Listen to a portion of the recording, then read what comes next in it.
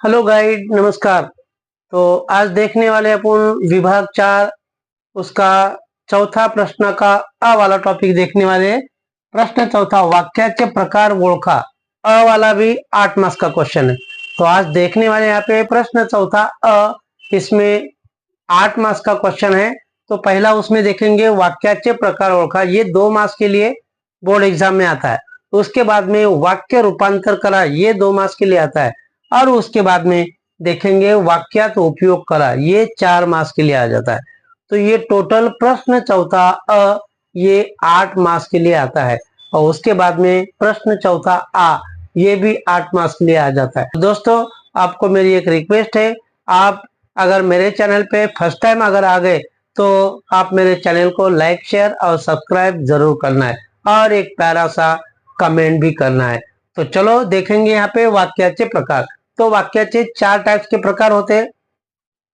एक विधानार्थी वाक्य, एक प्रश्नार्थी वाक्य, आज्ञार्थी वाक्य और उद्गारार्थी वाक्य। ये 4 टाइप के वाक्य और बोर्ड एग्जाम में ये 4 में से कोई भी 2 सेंटेंस दे देते, वो वाक्य का प्रकार पहचानना है। तो जैसा कि आपण एग्जाम्पल के तौर पे यहाँ पे देखेंगे, एक पहला राष्ट्रगीतांचा मान राखा। राखा मतलब ये रहेगा आज्ञार्थी वाक्य। आज्ञार्थी वाक्य में क्या होता है, किसी को रिक्वेस्ट करना है, ऑर्डर देना है, ऐसा अगर कोई वर्ड दिखाई देता है सेंटेंस में तो ये आज्ञार्थी वाक्य हो गया है। तो राष्ट्रगीताचा मान राखा, तो यहाँ पे आएगा आज्ञार्थी वाक्य। ये आज्ञार्थी वाक्य इधर आएगा।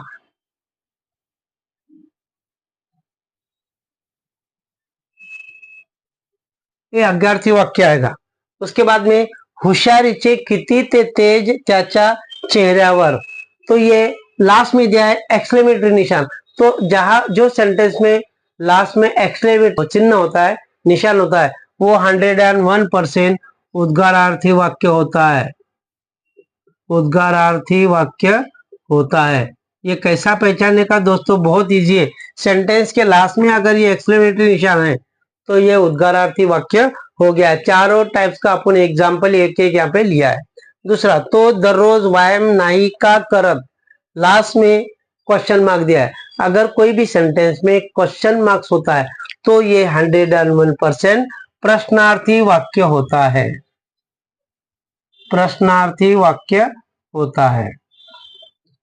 उसके बाद में चौथा वाला, तो दररोज शाळेत जातो, ये एक सिंपल सेंटेंस है। सिंपल सेंटेंस में मतलब ना उसमें एक्सक्लेमेटरी सिंबल होता है, ना प्रश्नार्थी निशान होता है, ना कोई ऑर्डर होता है, ना रिक्वेस्ट होता है। सिंपल सेंटेंस अगर रहेगा और लास्ट में फुल स्टॉप अगर रहेगा तो ये विधानार्थी वाक्य होता है। तो ये 4 टाइप के सेंटेंस है, विधानार्थी वाक्य, प्रश्नार्थी वाक्य, आज्ञार्थी वाक्य और उद्गारार्थी वाक्य। तो ये विधानार्थी वाक्य हो गया।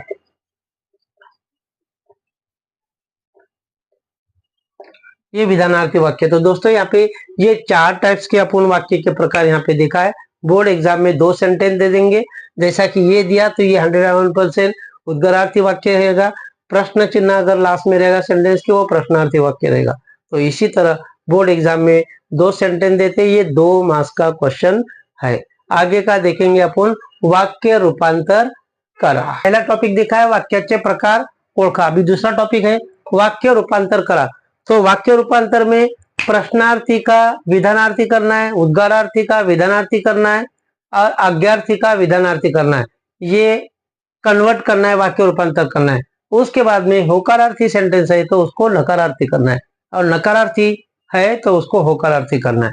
तो यहाँ पे आप देखेंगे, तो दररोज व्यायाम करतो, तो दररोज व्यायाम नाही का करत, और लास्ट में क्वेश्चन मार्क। सिंपल सेंटेंस का है, विधानार्थी वाक्य का प्रश्नार्थी करना है, ब्रैकेट में दिया है। तो आंसर में आएगा तो दररोज व्यायाम नाही का करत। ये पहला वाला सेंटेंस पॉजिटिव है। अगर प्रश्नार्थी करना है तो आंसर निगेटिव आना चाहिए, मतलब तो दररोज व्यायाम नाही का करत। तो ये हो गया, और लास्ट में क्वेश्चन मार्क देने का भूलने का नहीं। दूसरा, मन अशांत नव्हते, ये होकारार्थी करना है। होकारार्थी और नकारार्थी दो टाइप के सेंटेंस होते हैं। तो अगर क्वेश्चन होकारार्थी है तो वो नकारार्थी करना है, नकारार्थी है तो होकारार्थी करना है। और इसके भी दो तीन पॉइंट है। अगर पॉजिटिव सेंटेंस है तो उसका नेगेटिव करते टाइम एक चीज ध्यान में रखना है कि सेंटेंस में एक जो शब्द होता है उसका विरोधार्थी करना है, और क्रियापद आहे तो नहीं करना है। ये दो तीन बातें जो है अच्छे से ध्यान में रखना है। तो मन अशांत नव्हते, ये सेंटेंस निगेटिव सेंटेंस है तो उसको होकारार्थी करना है। तो मन शांत होते, ऐसा सेंटेंस में उसका आंसर आएगा। मन शांत होते मतलब मन अशांत नव्हते, उसका आंसर ये हो जाएगा। बाद में ही इमारत खूप मोठी आहे, उद्गारार्थी करा। ये सिंपल सेंटेंस है, विधानार्थी वाक्य उसका उद्गारार्थी करने का। तो ये विधानार्थी वाक्य का उद्गारार्थी करते टाइम एक चीज ध्यान में रखना है, जहां पे खूप ये शब्द यहाँ पे आएगा तो इसके जगह पे खाली किती लिखना है, किती लिखना है और सेंटेंस को थोड़ा चेंज करना है। आगे का दो तीन वर्ड है वो आगे लेना है, पीछे वाला और आगे वाला लास्ट में करना है। सेम टू सेम ऐसा लिखा तो भी नो प्रॉब्लम, ऐसा बोर्ड एग्जाम में आ सकता है, लिख सकते तुम लोग, कोई गलत नहीं होने वाला। तो यहाँ पे ही इमारत कितनी मोठी आहे ऐसा लिखा तो भी चलेगा, और ऐसा लिखने का कितनी मोठी आहे ही इमारत, लास्ट में एक्सक्लेमेटरी निशान देना बहुत जरूरी है। तो आंसर में ऐसा आएगा किती मोठी आहे ही इमारत, और लास्ट में एक्सक्लेमेटरी निशान देना है, ये भूलना नहीं है। तो क्योंकि विधानार्थी उद्गारार्थी करने के लिए बोला है तो उद्गार चिन्ह लास्ट में देना बहुत जरूरी है। अगर नहीं देंगे तो आपका हाफ मार्क्स कट सकता है। तो इसलिए यहाँ पे देखो, यहाँ पे ऐसा लिखा तो चलेगा, अपन क्या लिखा है, खूप की जगह पे किती लिखा है, किती मोठी आहे ही इमारत, या तो कितनी मोठी आहे ही इमारत, लास्ट में एक्सक्लेमेटरी निशान देना है। तो दोस्तों यहाँ पे प्रश्न चौथा अ में दूसरा पार्ट वाक्य रूपांतर करा, और पहला पार्ट देखा है वाक्याचे प्रकार ओळखा। अभी प्रश्न चौथा आ में तीसरा पार्ट आएगा, वाक्यात उपयोग करा। तो बोर्ड एग्जाम में इसके तीन शब्दार्थ देते, तीन में से कोई भी दो लिखना है, और दो में एक शब्दार्थ का मीनिंग लिखना है, 1 मार्क्स, सेंटेंस में यूज करना है 1 मार्क्स। तो एक वर्ड के लिए 2 मार्क्स, तो दोनों का भी 2-2 मार्क्स। मतलब प्रश्न चौथा अ में तीसरा पार्ट आएगा, वाक्यात उपयोग करा। वाक्यात उपयोग करा, ये बोर्ड एग्जाम में 3 शब्दार्थ देते, जैसा कि 1, 2, 3। ये 3 में से कोई भी 2 शब्दार्थ लिखना है, उसका अर्थ लिखना है और उसका वाक्य में प्रयोग करना है। ये 4 मार्क्स का क्वेश्चन होता है।